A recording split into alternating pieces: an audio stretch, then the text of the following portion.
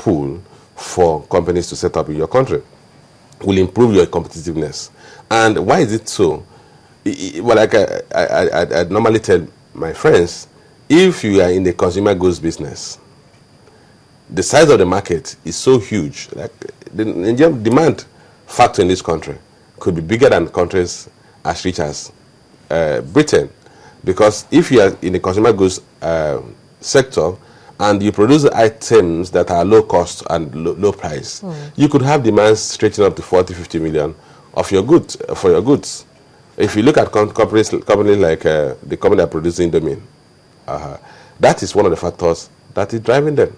If you look at the Dangote, you see that Dangote has, apart from the cement industry, has been very strong in the consumer goods sector, sugar and all the rest. And that sector is one sector where Nigeria has a strong pool. And that's why Nigeria's rating is the strongest of all its rating in terms of that. But like I did say, we don't really need to do anything to improve. We only need to improve on the per capita income of Nigerians. We need to reduce the level of unemployment so that more people will have disposable income, and then you find out our market size will keep improving. But we need to address those other sectors, other factors that we need to take concerted effort to improve, like the infrastructural deficiency, the policy environment, the legal policy environment, which includes the legal framework, the administrative framework. The administrative framework includes issues like I mentioned earlier, the time it takes you to clear goods at your wharf, at your ports, the time it takes to register titles, the time it takes to enforce your legal rights, particularly issues related to contract, because there's a time value of money, the issue of time value of money.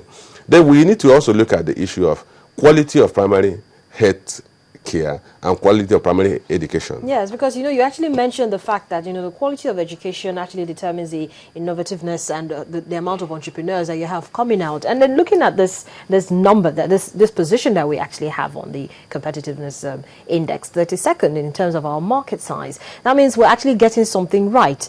And that means most of the policies that are actually coming out now are encouraging more and more entrepreneurs to actually venture into the market.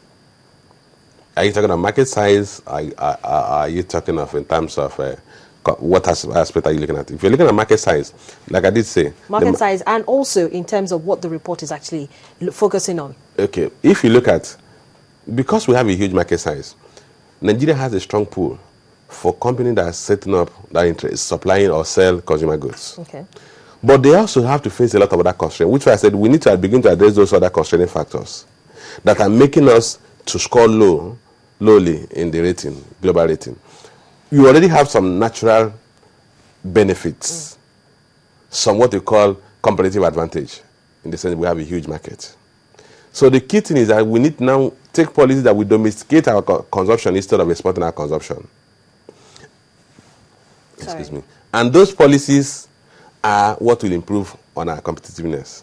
We already have a relatively stable macroeconomic environment, because that's one of the factors. And we must give credit to the current economic managers, economic management team led by Konjo Wala. They've done a lot of good job, including the central bank, in maintaining a stable macroeconomic environment. So I think in terms of macroeconomic environment, we should score reasonably well. So of the 4 critical pillars, the area of we need to improve are areas related to quality of health care and quality of primary education. 2, the level of infrastructure. And 3, the policy, the institutional environment.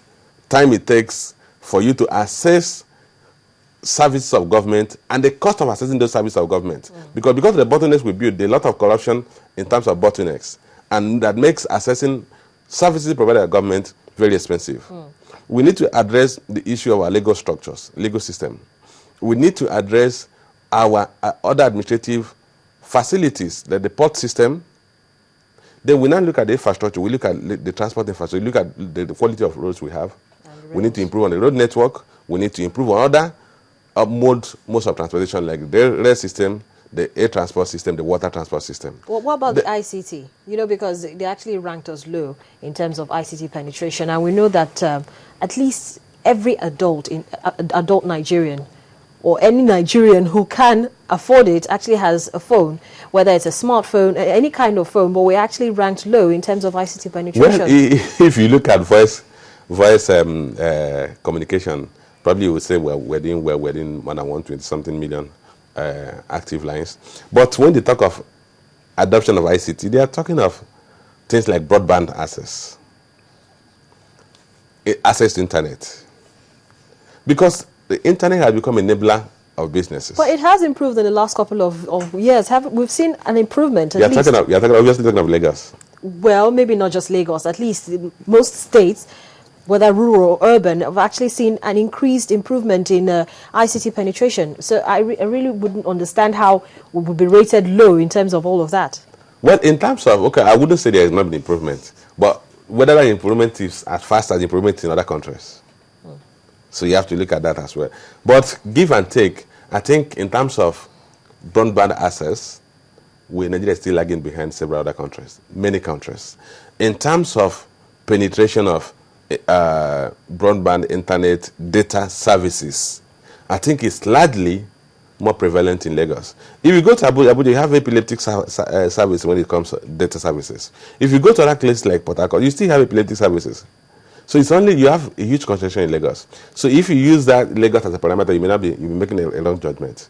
But aside from that, with the other parameters we need to work on, such as our labor efficiency. Of course, labor efficiency is partly dependent on the quality of education. But you also look at the structure or the policy environment for labor. The Nigerian Labour Congress recently said they're going to protest because the National Assembly wants to make, in the amendment to the Constitution, make labor issues, minimum wage, a concurrent issue in the legislation, so that both states and the federal could take decisions on that, because they want the federal government to be the one that fixes the minimum wage, while the capacity of states to pay differs, and the cost of living differs from one state to the other. So if, for instance, it takes you 20,000 to live comfortably in Abia State, it might take you less than that to live comfortably in Ebonyi State. And then you want Ebonyi State to pay the same wage that Abia is paying or Lagos is paying. So you have to look at the flexibility of labor, ability of employers to hire and fire from the labor force. Okay. The quality of that labor is also critical. And that also takes you back to the quality of education. So we need to look at all these variables and look at the areas that we need to take concerted efforts to improve on. Okay. But the good thing is that the federal government seems to recognize that. They've set up the National Competitiveness Council of Nigeria. They've populated it with both local and international well-exposed individuals who will help guide the government in reforming the entire economic and social environment. Well, you're speaking of international investors. The country lately has been a toast of foreign investors, despite the poor ranking. How would we explain this? And also looking at the fact that our GDP growth rate has been improving in spite of this poor record. No, the GDP growth rate has not improved. It has been declining. It has. Yes, we are moved from 6.56 to 6.18. But that, having said that, 6 is still a respectable growth rate. But the major pull to foreign investors, foreign direct investors, not portfolio investors, to the Nigerian economy is the size of our market. And good thing you did mention that on the size of the market we were rated 32nd. Because of the huge size of the market, because of the demography of the population, which shows you have a growing population, not a declining population. The population is basically a youthful population, which ordinarily, if they have the appropriate quality of education, they should also be a strong labor force. But the challenge is if they don't have appropriate quality of education, they now become a threat to the economy. So that huge market has been a pull to foreign direct investors to come into the country. And I think that's the most compelling factor, which is also the factor that we rated most. Well, that's a It's very insightful. I'm so sorry that that's the much we can take at this point in time. But thank you so much for joining us on the program today. And like I said, this conversation will continue. At least I know I will have this conversation again with you. But thank you everybody for being a part of today's program. We've been looking at the 2013-2014 Global Competitiveness Report that was actually released by the World